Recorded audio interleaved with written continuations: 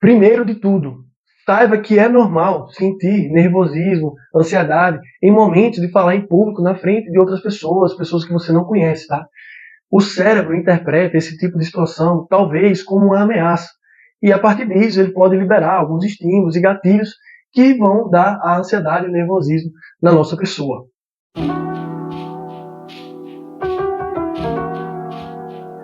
Olá pessoal, Claudio Lima aqui novamente, mais um vídeo como empreendedor sem cortes. E neste vídeo irei falar 6 dicas que eu usei, que eu apliquei na minha pessoa para começar a perder o medo e ganhar confiança em momentos de falar em público. No momento de se apresentar para novas pessoas, numa sala de reunião, numa palestra, apresentação, o que for. Essas 6 dicas mudaram a minha forma de lidar com esse tipo de situação. Essas dicas, pessoal, são dicas que eu mesmo percebi ao longo da minha experiência, das minhas apresentações, até mesmo porque já houve uma época que eu sentia muito nervosismo ao falar em público.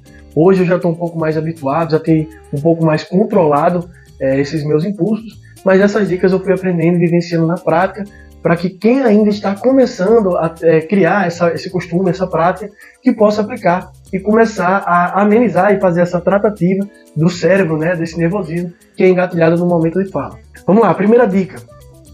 Adequar o meio de comunicação e as palavras que você usa de acordo com o ambiente que você se encontra. Isso foi algo que eu falei nos meus primeiros vídeos, que eu falo sobre comunicação, oratório, como se relacionar com pessoas, que é basicamente adequar de acordo com as variáveis que você tem na mesa. Então, aonde você vai se apresentar, sobre qual conteúdo, para qual público, se vai ser, não sei, uma turma da velha guarda, né, ou uma turma mais nova, da área financeira, da área da saúde, da área da tecnologia, adequar esse tipo de uso de palavras, exemplos e a forma com que você se comunica para gerar um pouco desse rapport, esse gatilho em comum de uma forma orgânica com o público que está lhe assistindo.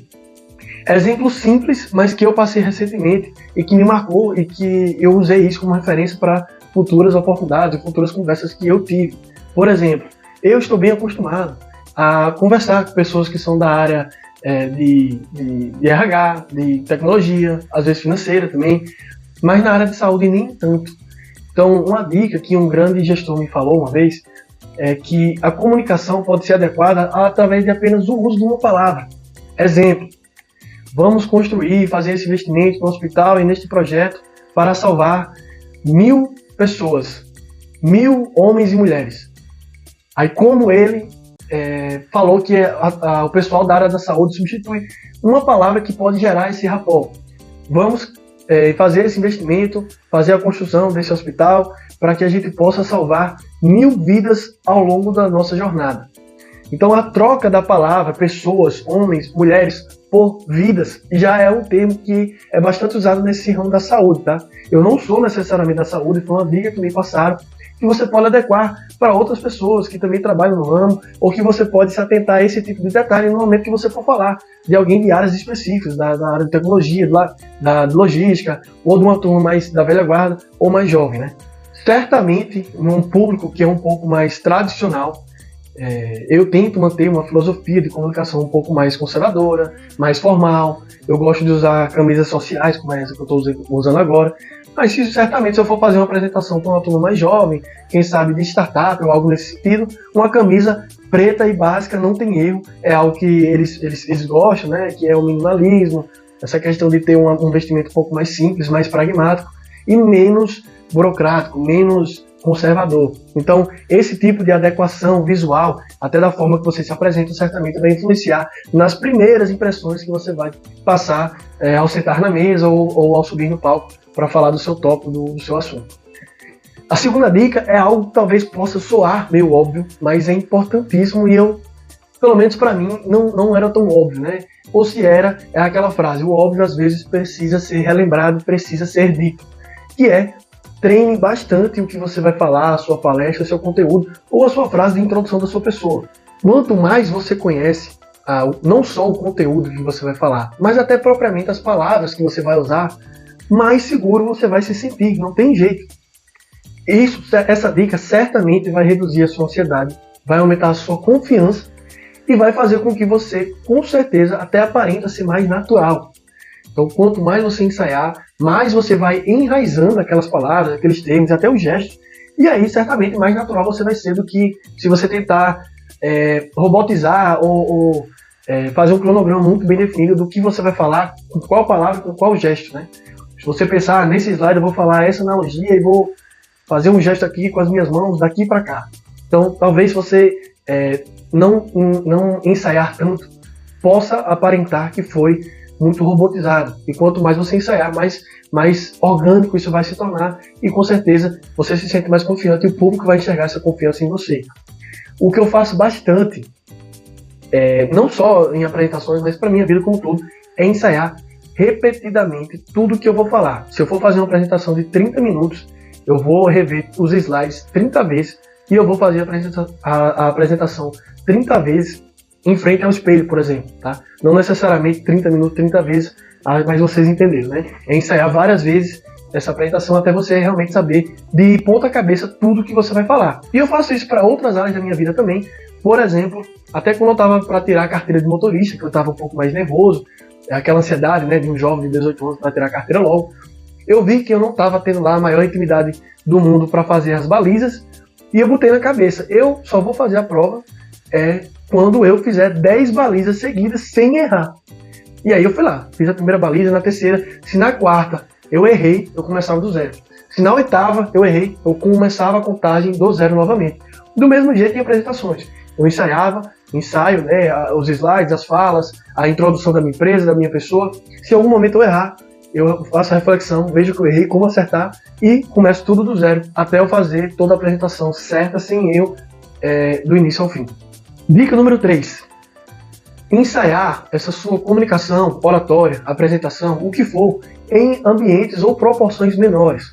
Por exemplo, se você quer ser alguém que quer ter confiança de se apresentar para uma roda de 10 pessoas, 10 empresários, 10 investidores, ou fazer uma apresentação, comece com uma mesa menor. Ou seja, quando você estiver conhecendo uma nova pessoa, um novo investidor, faça a mesma apresentação que você vai fazer para um momento maior futuramente, só que agora para você e essa outra pessoa, para você e mais 2, 3 pessoas, para uma proporção menor, para que você já vá se habituando a esse processo de introdução, de olhar no olho de uma pessoa que você não conhece e já ir soltando ali, vamos dizer assim, o seu pitch, né, de apresentação. E gradativamente você pode ir aumentando. Você começa fazendo isso com uma mesa com 2 pessoas que você não conhece, e depois você vai se sentir confortável para 5 pessoas, depois para 10, e depois para um público que já pode se adequar dentro de uma palestra de 30, 40, 50 pessoas. Tá? Isso aí pode ser aplicado tanto na sua apresentação pessoal, para você ter mais confiança social de apresentação, mas obviamente, né, em momentos como apresentações e palestras, certamente isso pode ser aplicado. E eu fiz isso, tá? Inclusive isso aí é uma variável muito interessante que a gente já começa a trabalhar até dentro mesmo do ensino médio. No ensino médio, ali, na época da sua vida que você está fazendo novas amizades, que você está conhecendo pessoas de outras escolas, uma nova turma, ou até propriamente na faculdade também, que é um outro ciclo da vida da gente, e nós temos que fazer apresentações das nossas pessoas, dos nossos amigos, das nossas ideias constantemente, e ganhando confiança com esse novo público, né?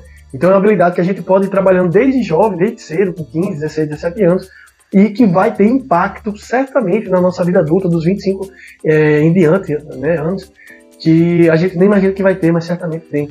Então trabalhar isso de uma forma pequena, desde jovem, até uma proporção maior, até mais adulto, certamente ajuda bastante. Quarta dica, que eu já falei também em outros momentos, que a gente pode usar ao nosso favor, mas é controlar a respiração. Quando a gente está nervoso, a gente tende a respirar mais rápido, e muitas vezes, pelo menos eu, não tão profundamente, ou seja, fica uma respiração meia boca. Então quando a gente estiver prestes a subir, né, no palco, a falar em público, ou até propriamente numa situação de nervosismo em geral mesmo, parar e fazer aquela respiração profunda, e fazer a respiração também sem pressa, soltar todo o ar do pulmão, e repetir esse ato algumas vezes, 3, 4, 5, 6 vezes, certamente vai criar gatilhos fisiológicos para tentar acalmar o cérebro e enganar, né? Numa situação de nervosismo, mas a gente fica criando esse gatilho para tentar acalmar e ter mais controle dessa respiração, e isso certamente diminui a ansiedade e o nervosismo. É tiro e queda, tá? Então não estou dizendo que vai ser do 8 ao 80, mas vai amenizando até você ter mais controle e passar a ter mais controle racional e menos a emoção do medo daquele momento. Quinta dica, que foi algo que eu usei bastante para mim. Na hora desses nervosismos e ansiedades e de prática para falar em público, claramente é uma situação em que você está saindo da sua zona de conforto. É óbvio, né?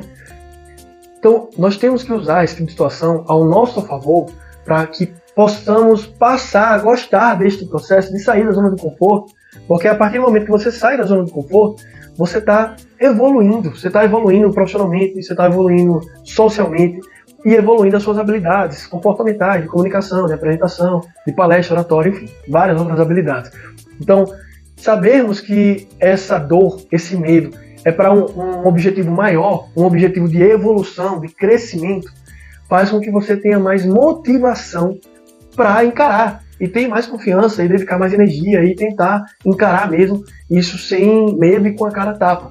Pelo menos foi uma filosofia que eu incorporei dentro da minha pessoa que me ajudou a querer ter mais coragem e não só criar coragem, mas também eu mesmo me oferecer e criar oportunidades para me expor a esse tipo de situação. Então, quando eu passava a ter uma oportunidade de falar em público, de fazer uma palestra, de fazer uma apresentação da empresa, eu sempre me voluntariava em prol dessa habilidade de perder o medo e de criar essa cultura dentro de mim de evolução. Eu vou me expor, eu vou falar, eu posso fazer alguma cagada, eu posso errar, mas vai ser uma experiência que vai agregar a longo prazo, que eu vou me habituar melhor e vou ter mais confiança em oportunidades futuras e certamente isso vai fazer com que eu me destaque.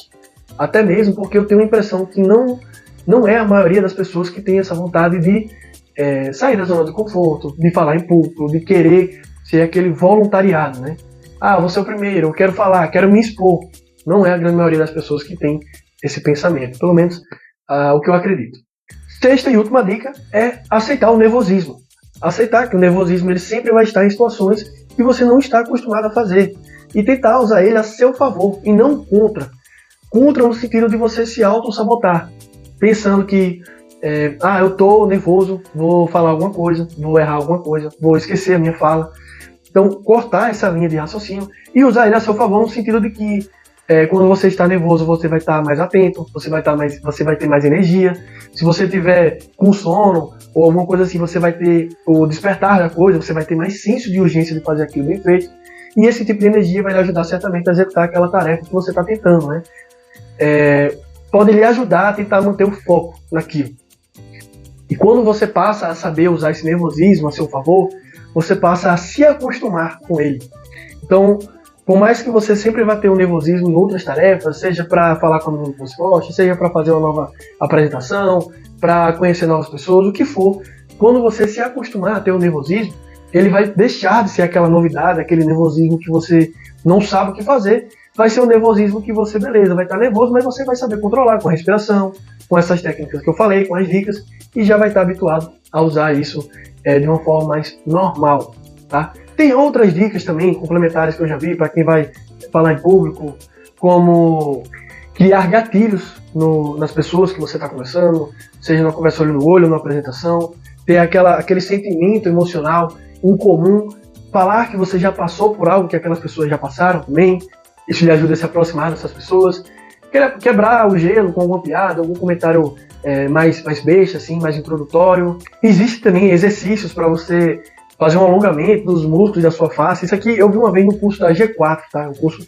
da G4 Educação, acho que vocês devem conhecer, né? Se não conhecem, recomendo. É uma grande empresa de educação empresarial aqui no Brasil, que falam da importância até de fazer uma espécie de alongamento, similar ao que você faz na academia, só que com os músculos da bochecha, né? Fazendo os estímulos assim, ou até propriamente com a língua, você passando a língua ao redor dentro da sua boca, assim. É engraçado, mas ajuda, né? Porque às vezes você não está lá com os músculos bem estimulados, vamos dizer assim, alongados. Você não está falando nada agora, mas daqui a 10 minutos você vai estar fazendo a apresentação. Talvez você não esteja com a dicção 100%. Então esse tipo de relaxamento e alongamento faz com que você tenha uma dicção um pouco melhor. E essas pequenas dicas, né, que vão se somando, que a gente pode ir pesquisando em livros também, em outros conteúdos da internet, em cursos de oratória. A Vox do You também me surpreendeu bastante. Eu fiz apenas um Intensive Vox, que foi no final de semana, mas certamente foi uma experiência que foi além do que eu esperava. E não tem jeito, a prática. Tudo isso só vai ganhar, só vai se concretizar na sua cabeça, no seu corpo, uma prática. Então é realmente você se expor e botar as atividades em prática, tanto é que a Vox realmente faz com que você passe a se levantar para falar, passe a você subir no palco para falar de um tópico que você não deu tempo de ensaiar, para que toda essa teoria que a gente vê, que eu estou falando aqui, que a gente vê em livros e cursos, você possa pôr em prática. Certamente foi um curso que me influenciou bastante. Outras atividades de manter o foco também da plateia, né? Porque a atenção de uma pessoa, do ser humano, ela pode ser volátil, ela vai e volta, então você também saber gatilhos de manter ou de atrair a atenção do seu público, da pessoa que você está falando, de acordo com algumas perguntas ou comentários um pouco mais chamativos, tá? E de novo, a reflexão final é pôr em prática, não tem jeito, tem que pôr em prática, tem que subir, tem que falar, tem que arriscar, tem que se expor, tem que sair da zona de conforto, e só você realmente vivenciando, sentindo frio propriamente no seu corpo, e você sentindo nervosismo, e subindo no palco, e se introduzindo, e falando, eu sou Cláudio, minha empresa é essa, você vai perdendo o medo, ou se acostumando com o nervosismo. Pelo menos esse foi o trajeto, esse é o caminho que eu trilhei, ainda trilho, ainda tenho algumas apresentações num público um pouco mais conservador, ou num público maior, que eu sinto nervosismo, mas eu tento usar essas técnicas ao meu favor, e chegar lá, dar a cara a tapa, sem medo de errar, com confiança no rosto, e passar essa confiança para a plateia, né? No final das contas, se nós não temos confiança em nós mesmos, quem mais terá? Correto? Então é isso, pessoal. Se inscreva no canal, ative o sininho para você receber as notificações de novos vídeos. Agradeço o seu tempo, dê um gostei para aumentar o engajamento no vídeo do YouTube. O YouTube encara isso como um algoritmo, o algoritmo vai encarar isso como um vídeo de boa relevância. Agradeço a atenção de todos e até um próximo vídeo.